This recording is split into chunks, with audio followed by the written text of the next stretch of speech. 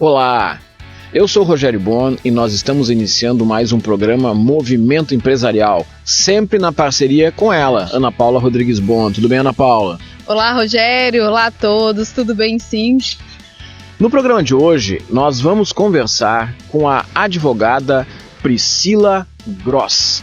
Ela vai falar um pouco sobre um tema que interessa a milhões de brasileiros, o endividamento. Também vamos conversar com o administrador e especialista em gestão pública, Renan Lobo, que vai trazer um pouco da sua experiência sobre este assunto. O programa Movimento Empresarial tem o apoio da Sistec, Contabilidade Digital. As gravações são realizadas dentro do ambiente da Macro Office, o seu local para eventos. As imagens do programa Movimento Empresarial são de responsabilidade da fotógrafa Priscila Oliveira. E este programa tem o apoio da Maisonave Gross Advogados. No programa Movimento Empresarial, as dicas de gestão empresarial são com a Vera Brock. As dicas de saúde bucal com a odontóloga Aline Martins e Silva.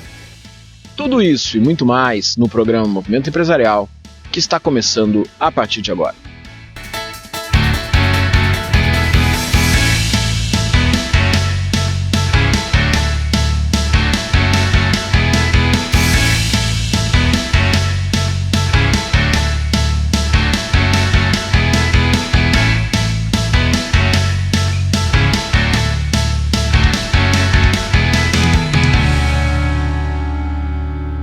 Estamos iniciando agora mais um bloco do programa Movimento Empresarial. E a nossa convidada de agora é a Priscila Gross.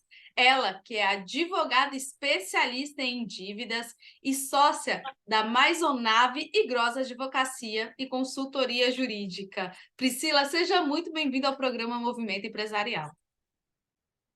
Oi, boa noite, Ana. Muito obrigada. Queria agradecer principalmente tu e o Rogério, né, por essa oportunidade de estar aqui com vocês hoje, explicando um pouco do que eu faço e do meu trabalho. Priscila, o prazer é nosso tê-la aqui conosco, principalmente trazendo todas as informações que você vai trazer, que é muito importante, principalmente nesse momento que estamos vivendo aqui no Brasil. Você está curioso em saber sobre qual é o assunto? Pois é superendividamento. E a gente vai esmiuçar um pouco sobre isso e como solucionar boa parte desses problemas relacionados a dívidas com orientação jurídica aqui trazido pela Priscila. Mas, Priscila, conta para quem não te conhece um pouco sobre a tua jornada de trabalho, a tua jornada de empreendedorismo e também como você chegou a ser um advogado especialista nessa área.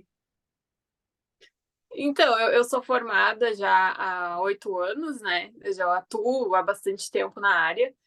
E começou a me chamar muito a atenção a questão das dívidas mesmo. A gente tem 80% da população brasileira, arredondando, está endividada. Então, isso é uma área que é muito abrangente, assim, e eu resolvi começar a atuar com especialidade porque são poucos os profissionais que têm especialização e que realmente sabem atuar, né? Porque é muito, muito fácil a gente chegar e falar que sabe, quando na verdade é um advogado generalista ou algo do tipo. Então, eu sou especialista em dívidas bancárias, tenho pós-graduação em dívidas bancárias, que engloba todo o direito bancário em geral. Seriam revisionais, superendividamento, que hoje em dia é um assunto que está bem em alta, e umas poucas pessoas sabem realmente como funciona, negociação de dívidas, tudo isso que engloba e o direito bancário em geral, todo tipo de ação contra os bancos. Perfeito. Eu vou iniciar, então, fazendo uma pergunta sobre o que é o superendividamento.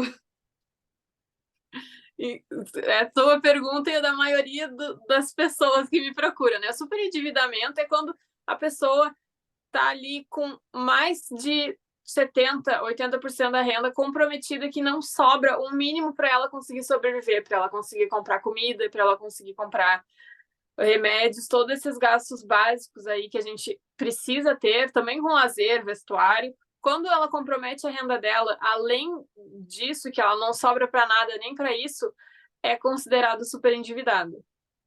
Perfeito, é bom a gente trazer isso, porque principalmente depois da pandemia, o Brasil, que já tinha um índice muito alto de dívidas, de famílias em dívidas, sofreu ainda uma quantidade maior de endividamento depois, durante e principalmente depois desse período, né?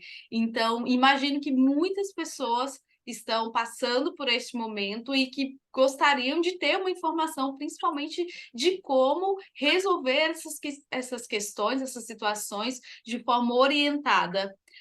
Priscila, o que normalmente as pessoas, quais são as dúvidas que as pessoas chegam até você? Como essas pessoas chegam até você?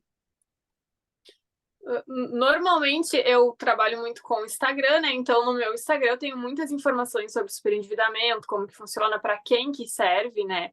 Porque a gente tem várias opções quando se trata de dívidas, né? Então, assim, casos de superendividamento são casos específicos que tá com toda a renda comprometida, né? A maior parte das dúvidas que chega até mim é as pessoas que não têm realmente, principalmente assim, pessoas que têm um salário fixo, elas não sobra nada para comprar.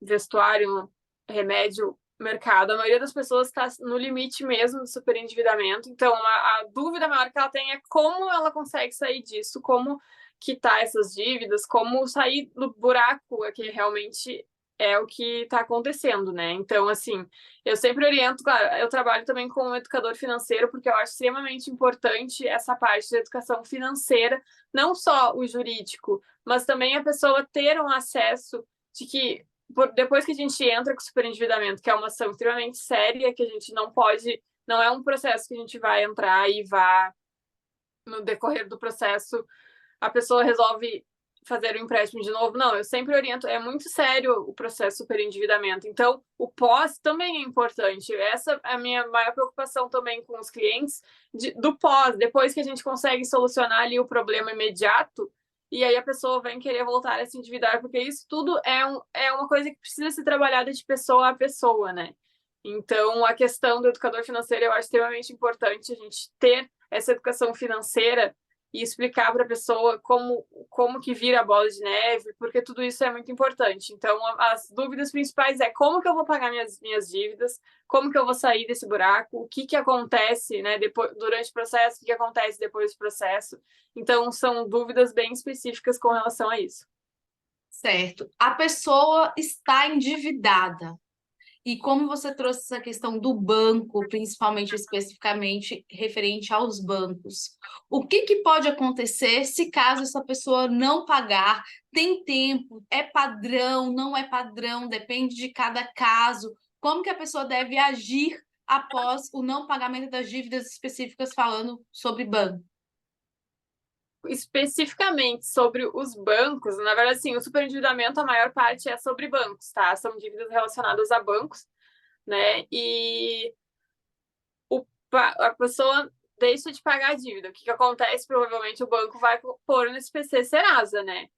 Então, assim, a grande parte dos empréstimos pessoais, o banco fica ligando, pedindo, né, para que pague, avisando de inscrição no SPC Serasa, avisando que vão entrar com uma execução. Tudo isso pode acontecer, né, se a pessoa deixar de pagar as dívidas, uma ação de execução, uma ação monitória, que são os processos de execução em geral.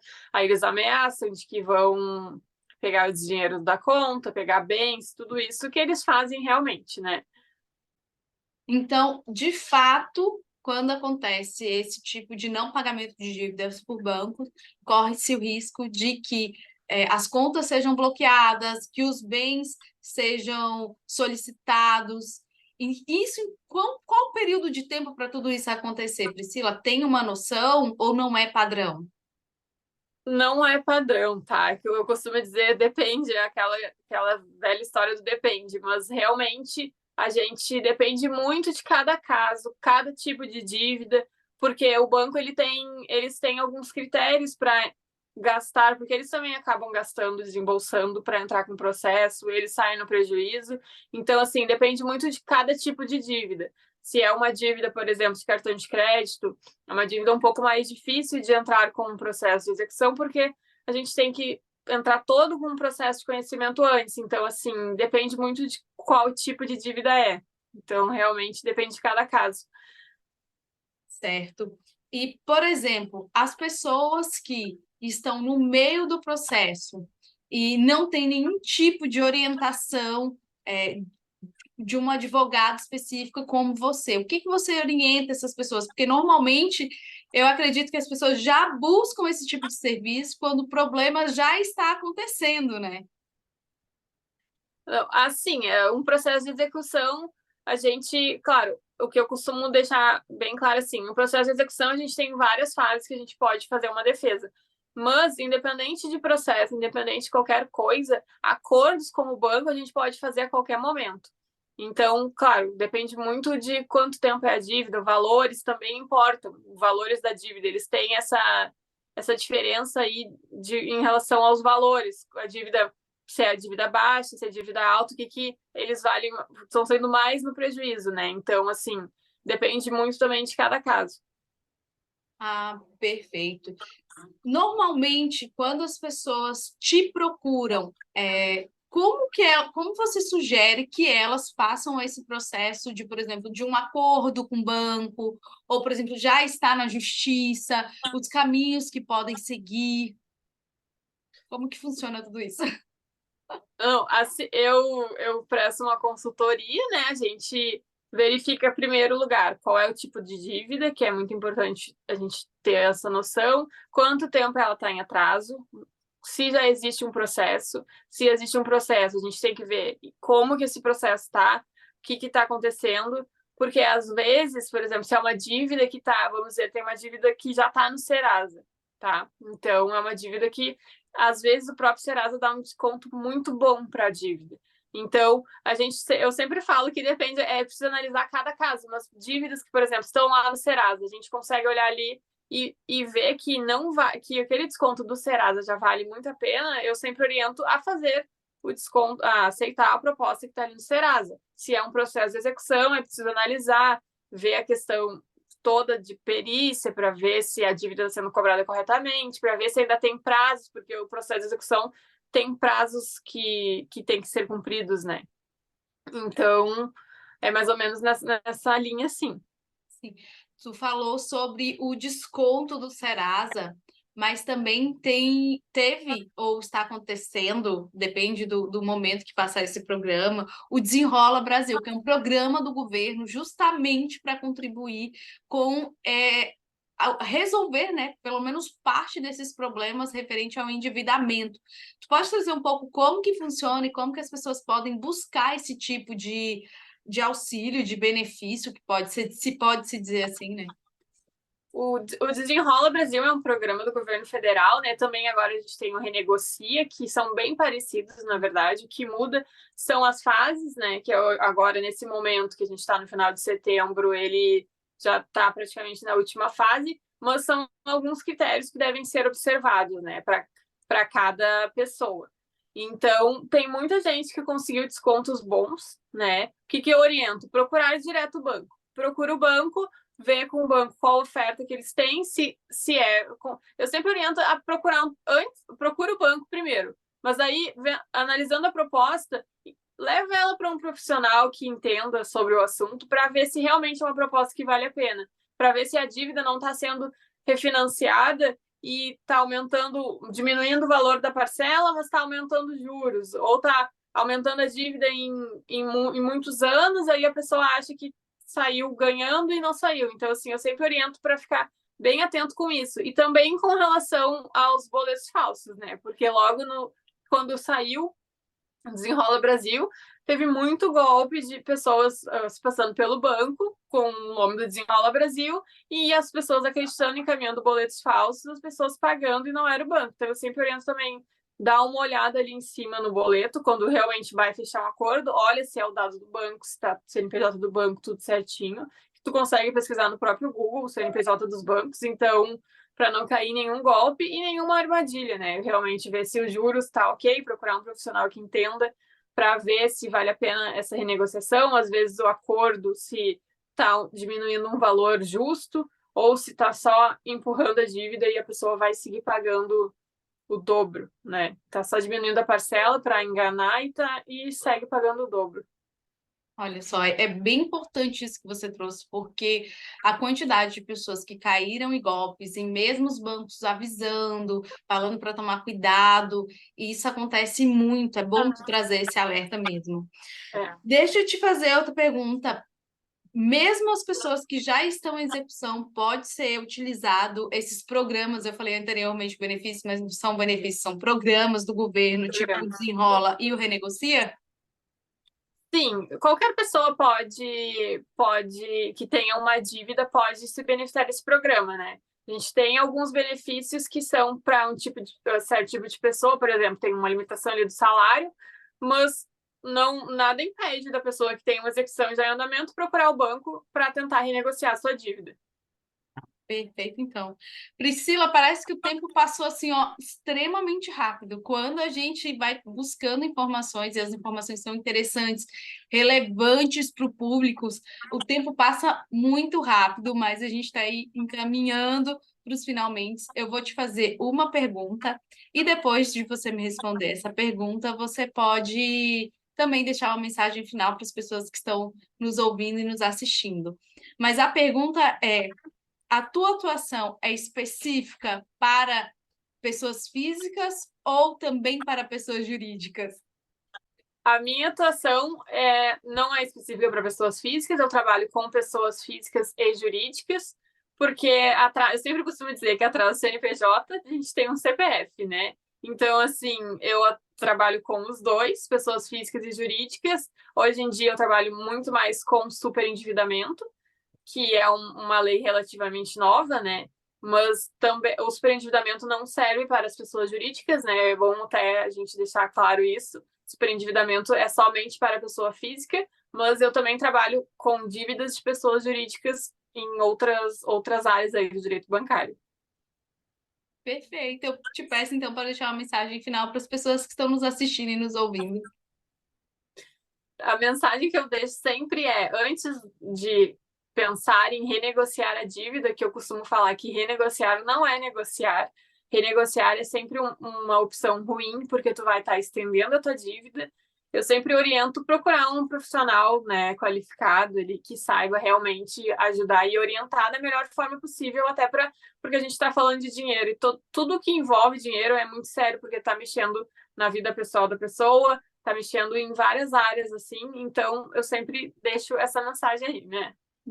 Muita gratidão, Priscila. E qual é a sua rede social? Que você falou ali no início, mas não falou o nome, seu Instagram, para que as pessoas possam entrar em contato contigo.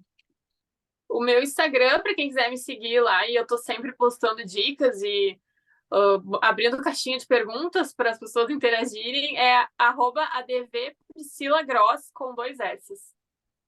Perfeito, está aparecendo aqui embaixo o Instagram da Priscila para que você possa entrar em contato com ela por lá e tirar as dúvidas que você tem. Priscila, muita gratidão pela tua participação. Sabe que o espaço está sempre aberto, estamos à disposição, principalmente para contribuir com as pessoas, com a comunidade, com a sociedade como um todo, com essas informações relevantes. Muita gratidão.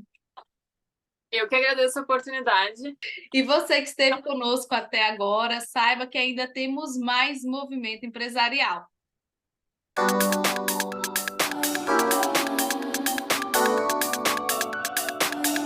Olá, eu sou a Vera Lúcia Brock Brasil, CEO da Brock Delphi Educação, líder da Universidade Corporativa Gestão 360 Graus, da Corporate Investimentos Gestão 360. Sou doutora em Economia pela Universidade de Ilhas Baleares, na Espanha, e com pós-doutorado em Educação pela Florida Christian University dos Estados Unidos. Sou autora do livro Competências para o Administrador, um enfoque para o saber ser e o saber fazer. Sou empreendedora, pesquisadora, palestrante e consultora. O mês de outubro é muito especial para nós que comemoramos 1 ano das dicas de gestão no movimento empresarial. Temos certeza que estamos aqui para ajudar você, empresário, empresária, empreendedor, empreendedora, gestor, gestora, líderes que querem acelerar o seu negócio e otimizar a sua gestão com qualidade. O que há de maravilhoso para perceber o quanto é importante saber fazer e saber ser, no liderar e gerenciar pessoas com as suas variáveis individuais. A cada dia, o líder aprende com o seu grupo, com a sua equipe de trabalho, humanizando-as, comprometendo-as para ser o exemplo de cidadão que transforma e inova a gestão organizacional. A otimização e a qualidade da gestão só depende de você, líder, gestor e educador.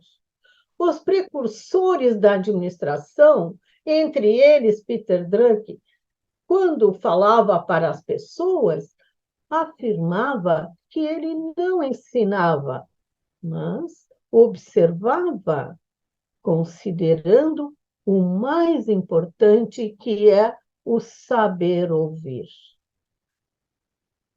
Deixar que o outro fale, que o outro relate, que ele sinta a importância de ser ouvido, para que na sua trajetória se manifeste, que busque criar e inovar nos procedimentos dos processos que exigem alternativas para a inovação.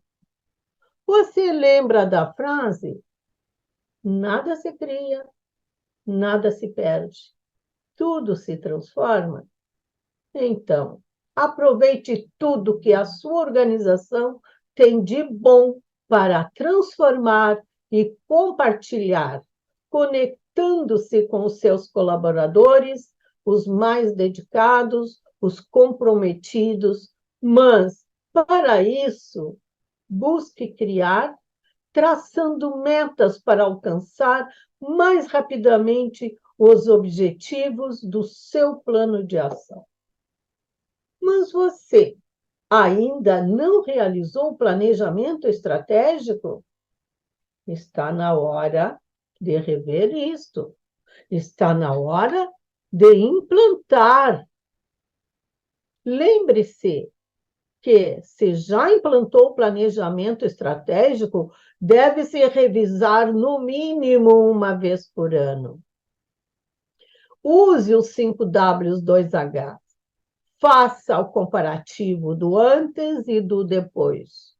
Realmente, o 5W2H é um instrumento poderoso que deve se levar em conta sempre que fores analisar um processo, inová-lo com qualidade, rapidez e economicidade.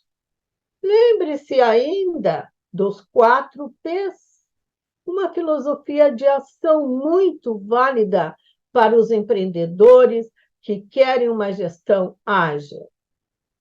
Economicidade, eficiência, efetividade e eficácia formam os 4 E's.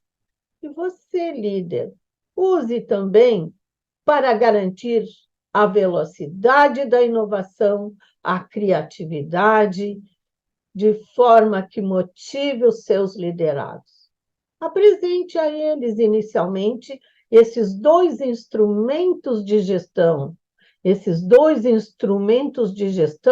que são poderosos, os 5W2H e os 4 E's, que serão exponenciais para garantir os processos com qualidade e agilidade, acelerando o seu negócio e transformando as decisões dos liderados.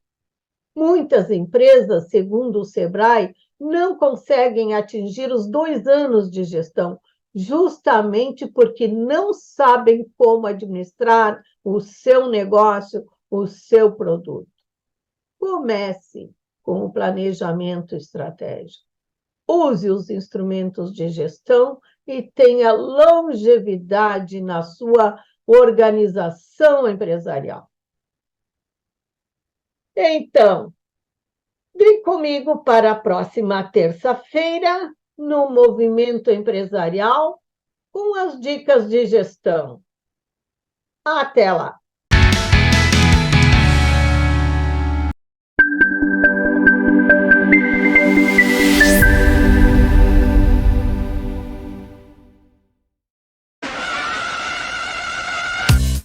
Em Porto Alegre, a MacroOffice é a solução completa em espaços multiuso para eventos corporativos, locação de escritórios, self-storage e endereço fiscal.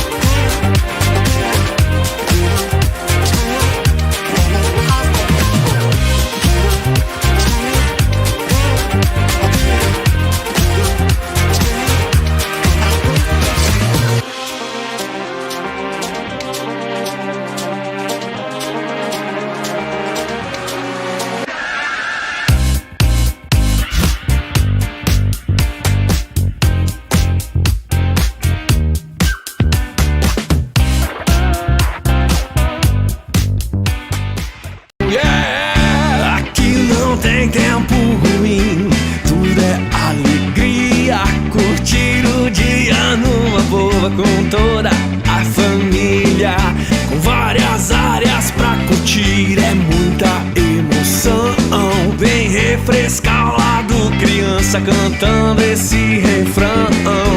Água Loucos é pura diversão. Faça chuva ou faça...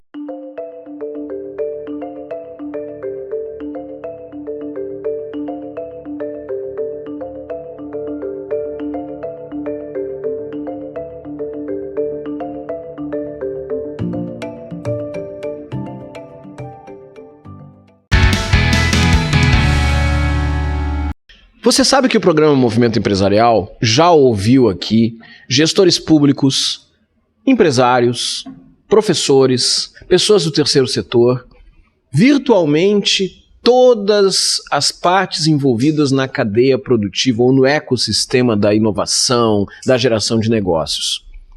Agora, nós temos hoje aqui um convidado muito especial que tem um conhecimento muito grande, uma experiência muito grande, justamente na gestão pública e numa área que acaba envolvendo tudo isso, que é a área da inovação. Eu estou hoje aqui com Renan Lobo. Seja muito bem-vindo aqui ao programa Movimento Empresarial. Prazer é meu, Rogério, como administrador e colega de muito boa e bom tempo de convivência. Então, esse é um prazer estar aqui para poder compartilhar algumas informações que a gente observa e colhe nos movimentos que têm acontecido mundo afora. Renan foi colega estivemos juntos no Conselho Municipal de Ciência e Tecnologia, em algumas oportunidades. Eu fui conselheiro, Renan foi conselheiro também em vários momentos, uma pessoa que conhece bastante desse ecossistema da inovação, mas que também esteve em diferentes posições na área da gestão pública. Mas, Renan, antes da gente entrar nesse assunto de inovação, nesse assunto de gestão pública, quero pedir para tu contar um pouquinho da tua trajetória para as pessoas que ainda não te conhecem te conhecerem um pouquinho mais. Bom, sou Renan Lobo, administrador, e tive uma formação bastante sistêmica. Na área pública, por exemplo, eu trabalhei em governo estadual, governo municipal, e participei, junto com o Rogério, em termos com conselhos municipais, tanto de ciência, tecnologia e inovação, como também do emprego e renda. e ajudei a formar muitos conselhos que são um esteio da gestão pública e da governança. Então, quando tu cria um curso para formar conselheiros, tu já está promovendo uma coisa importante no mundo, que é a cidadania. A outra a prática que eu tenho muito tempo é 22 anos de consultoria de micro e pequenas empresas, com o Sebrae, criando produtos, desenvolvendo metodologias, e também 17 anos de universidade, né, dando curso na várias disciplinas na administração. Então, a gente ganha muito nessa troca com o aluno, imagina, 380 programas de estágio. A gente tem que orientar e aprender, né, para absorver. E muitos foram na área de administração pública. Então, eu tive uma caminhada nesses dois parâmetros sempre juntos, né? Na gestão pública, na consultoria e na academia. Então vamos pegar essa questão para a gente conversar um pouco sobre isso. Muitas vezes existe um entendimento de que a gestão pública é completamente diferente da gestão privada e que elas não se comunicam e que precisam ser, assim, estanques. Qual é a tua visão sobre isso?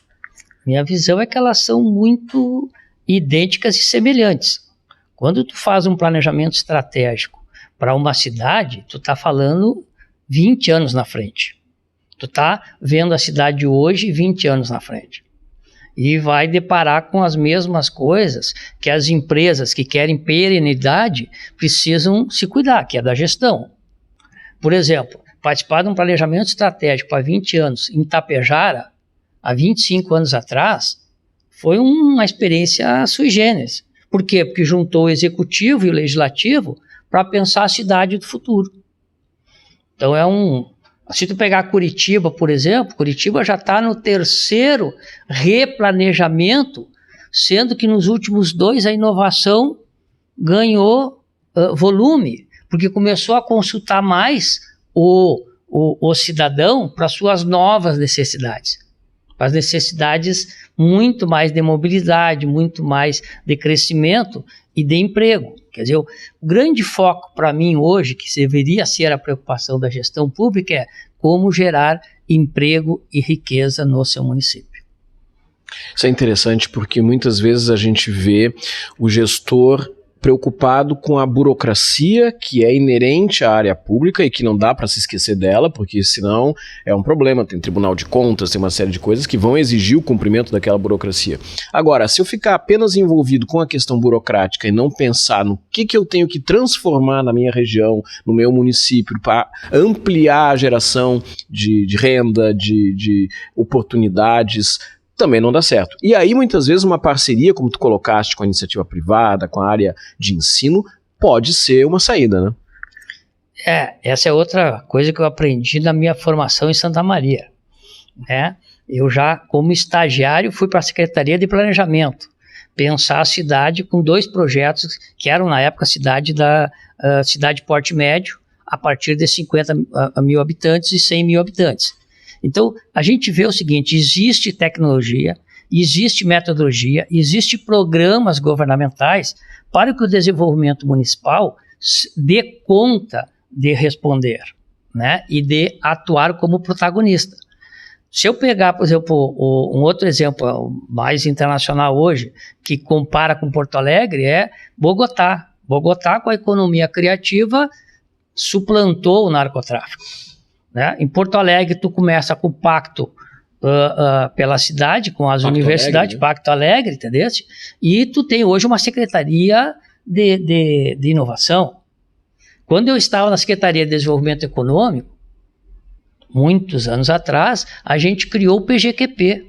E eu fui um protagonista no PGQP. Eu fiz o primeiro texto sobre como é que tu faz um programa regional para todo o estado.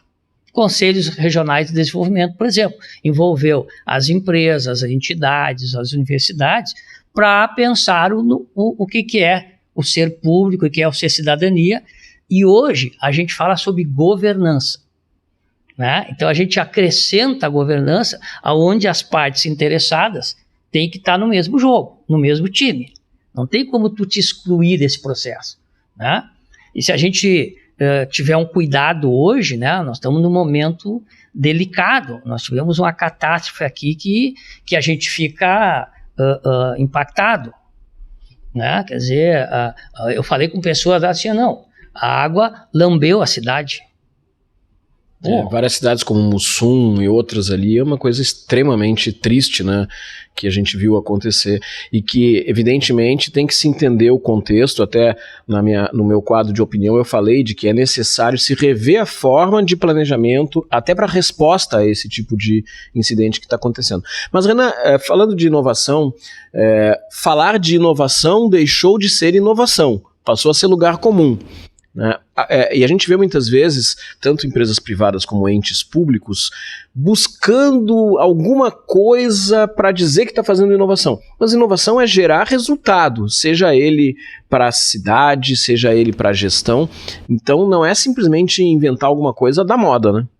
Não, com certeza não, né? Nós temos assim várias instituições que já repensam as cidades há muito tempo, né? No caso, por exemplo, nosso de Porto Alegre, que já tem uma economia criativa muito forte, ela ganhou vigor, ganhou substância e forma que agora está no jogo internacional. Quer dizer, passou da mobilidade da startup para o mundo real. Então, as empresas grandes estão absorvendo essa tecnologia criativa e nós estamos vivendo hoje, quer dizer, a difusão e o compartilhamento dessa experiência muito mais que outrora, quando a gente começou a criar.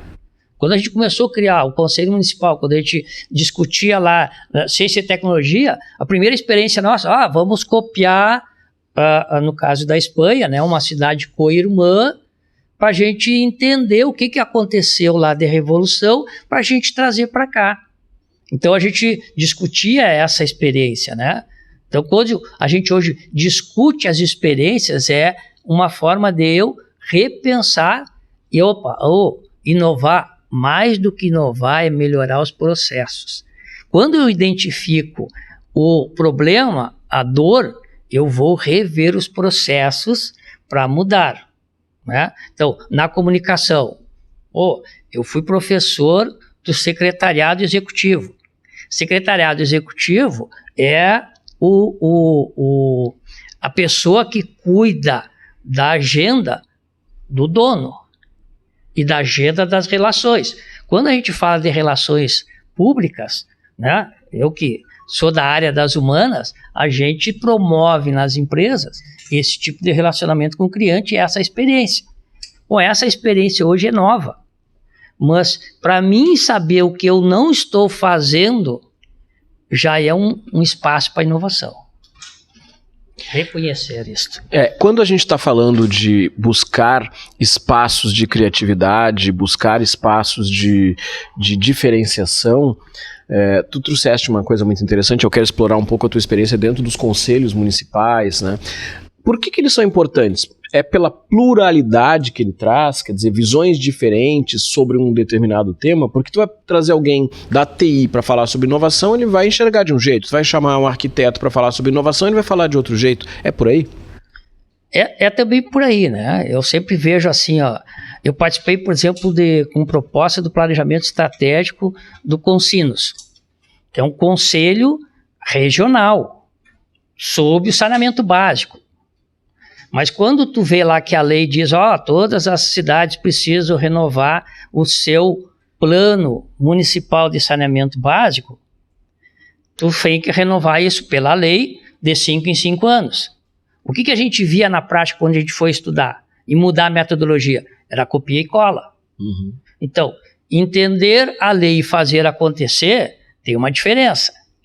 Então, é lá no Conselho Municipal que tu troca essas experiências. Eu me lembro muito bem quando a participação do DEMAI no nosso Conselho de Ciência e Tecnologia de Porto Alegre foi outra coisa. Quer dizer, como é que tu traz uma experiência de PGQP e tu tá dividindo isso com as necessidades da comunidade e tal.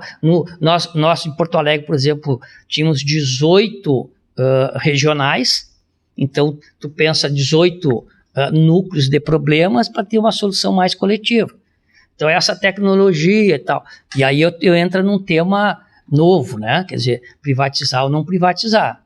Então, no saneamento básico, hoje tu tem a adesão ou não adesão do município ao contrato da Corsan, ou tu vai desenvolver o sistema próprio. Então, quando tu faz isso, tu tem que pensar as variáveis e os riscos. E aí voltamos ao exemplo da nossa região agora com a catástrofe. Qual foi o problema? A gente não trabalhou antes os possíveis riscos.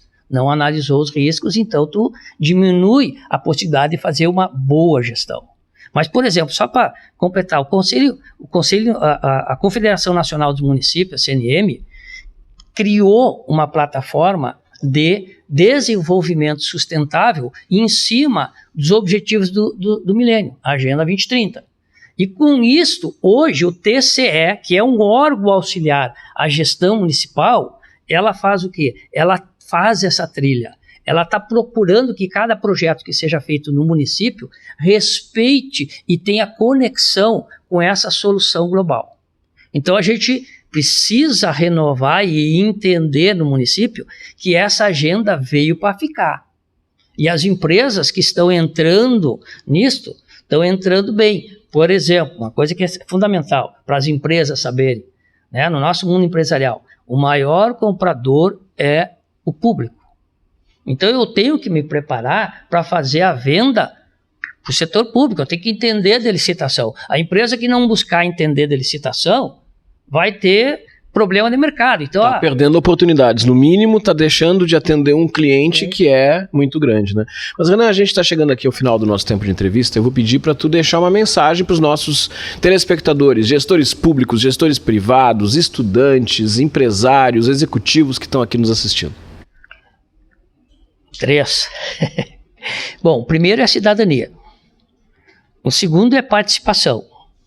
E o terceiro é compreender o que é governança. Então, as empresas grandes estão já captando isso, cooptando isso.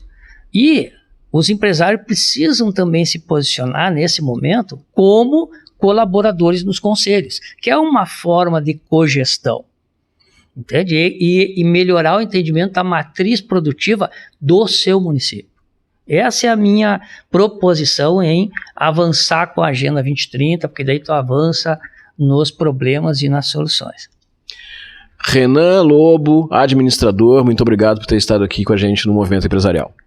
Eu que agradeço, Rogério. Sempre estamos disponíveis e sempre estamos abertos em seminários, em discussões. Por exemplo, eu faço formação de vereadores. E os vereadores têm uma dificuldade de se entender como um poder enorme. Então, o coletivo dos vereadores é uma câmara de apoio à gestão pública. Mas muitas vezes a gente vê mais conflito do que entendimento. Então, essa é uma experiência que eu acho que quando tu participa de um conselho, estamos agora, dia 1º de outubro, eleição dos conselheiros municipais do Conselho Tutelar, que é uma temática importante de cuidar das nossas crianças e adolescentes para não estar na rua, para estar na escola e dirimir os conflitos que são de família. É verdade. Que é o primeiro início da extensão comunitária. É. Então, vamos prestar atenção aí nas eleições dia 1º de outubro dos Conselhos Tutelares. E para você que está aqui assistindo o programa Movimento Empresarial, daqui a pouquinho tem mais. Fica aí com a gente.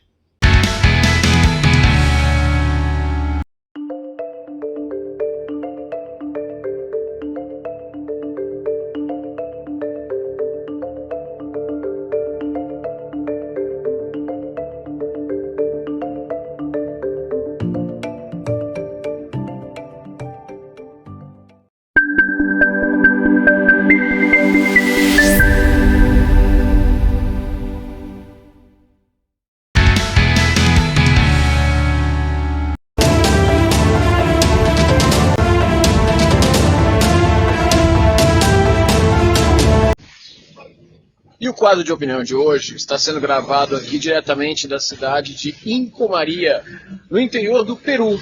Eu estou tomando aqui a minha Inca Cola e eu saí da cidade de Huánuco, que fica a 2.000 metros de altura, mas para chegar lá, saindo de Lima, a gente passa por alguns lugares que quase chegam aos 5.000 metros.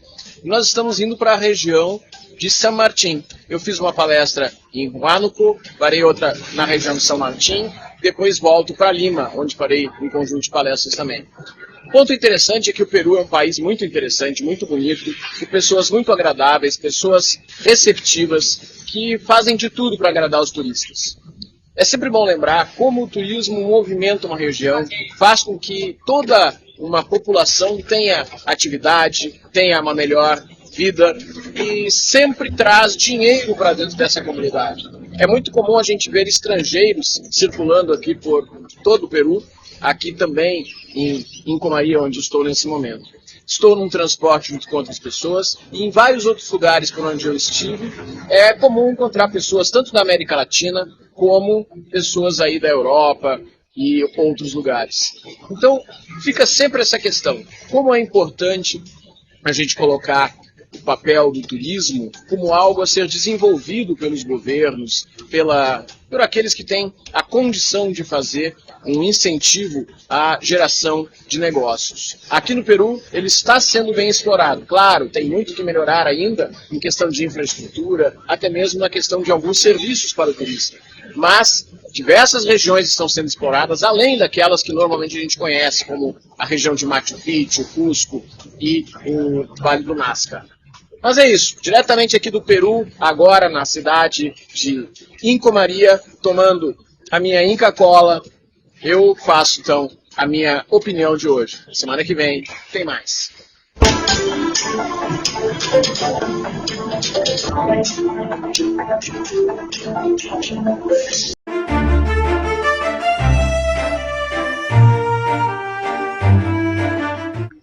Olá, eu sou a doutora Aline Martins e Silva, cirurgia dentista. Sou proprietária do Estúdio Facial Odonto, que fica localizado na rua Doutor Armando Barbedo, número 322, sala 406, no bairro Tristeza, na zona sul de Porto Alegre. Hoje a gente vai conversar sobre uma mudança do conceito dentista-odontologia. A maioria das pessoas ainda relaciona a odontologia só com o dente, mas eu gostaria que vocês começassem a ver a odontologia como algo mais abrangente, até porque o dente ele está inserido na boca, que faz parte do corpo. Então, toda vez que tu for ao dentista, que tu tiver os cuidados com o teu dente, tu pode sim afirmar que tu está tendo um cuidado com a tua saúde geral. Lembrando que infecções no dente, inflamações na gengiva, elas podem sim afetar todo o teu corpo. Então, tome muito cuidado com a saúde do teu sorriso, mantenha os hábitos de saúde, escova, fio dental, tome muito cuidado com o que você se alimenta, a quantidade de açúcar que você ingere e vá ao dentista verificar como que está a tua saúde. Eu fico por aqui até semana que vem para mais um Movimento Empresarial. Ana Paula, um tema que foi bastante discutido nesse programa é justamente a questão do endividamento, porque a doutora Priscila Gross, advogada, trouxe uma discussão importante a respeito desse tema, né? Sim, Rogério, ela trouxe um dado alarmante. Quase 80% da população brasileira está endividada. E como lidar com isso, principalmente neste período que chega o 13º e aí vem muitas oportunidades que o próprio governo oferece para poder contribuir com a redução desse endividamento, utilizando essas receitas, né? Então, fique ligado para entender como que funciona e o que você pode fazer, quais os tipos de ações, de atividades que o governo está fazendo para auxiliar aí os brasileiros a sair dessa porcentagem.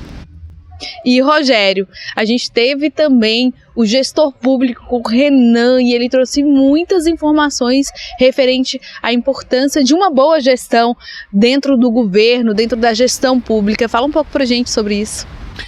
O Renan Lobo, ele é administrador, ele tem uma experiência muito grande em diferentes áreas do governo, também é professor, mas um ponto que me parece assim, que é o mais relevante é que quanto mais qualidade se tiver dentro do processo de gestão, não apenas a questão formal, não apenas a questão legal, muitas vezes a gente fala que existe corrupção nesse governo, naquele governo, e isso acontece no mundo inteiro em maior ou menor escala, mas tão importante quanto a seriedade, a transparência das ações dos governos, de um modo geral, está a qualidade da gestão. Porque muitas vezes se perde recurso, não é por uma questão de falta de honestidade ou falta de transparência dos governos, mas sim por uma má aplicação.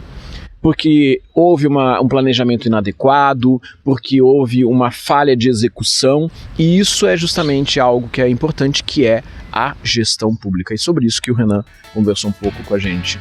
Mas, Ana Paula, está chegando ao final aí do nosso programa, e a gente tem, além deste programa que você está assistindo, muitos outros que estão lá no nosso canal no YouTube. Fica o convite para vocês assistirem, entrarem lá e se inscreverem também. Semana que vem tem mais. Até lá. Tchau, tchau. Tchau, tchau.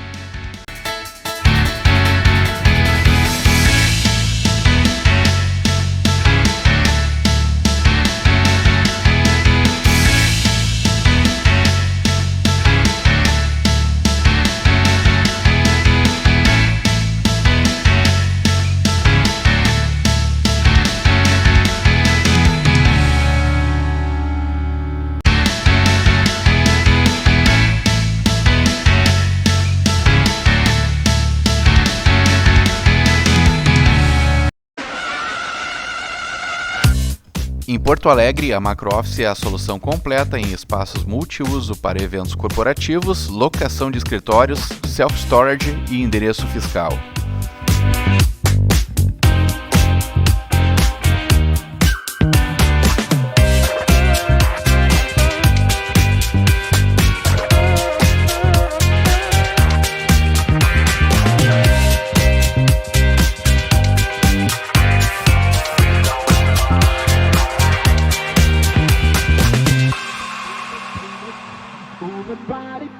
Move it, baby. Move it, baby.